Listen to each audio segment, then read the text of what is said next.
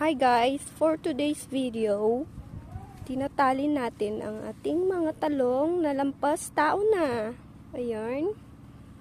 Kung makikita ninyo, ang dami niyang bulaklak. Ayan. Bali na putulan na to. Diba? Ayan, makikita nyo, ang dami niyang bulaklak guys, oh. Ayan, nakapagpitas na din kami kahapon.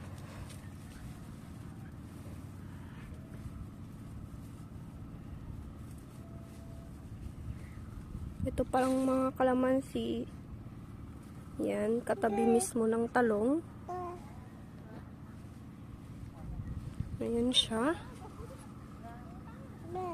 Oh. Yan. Yan yung kanyang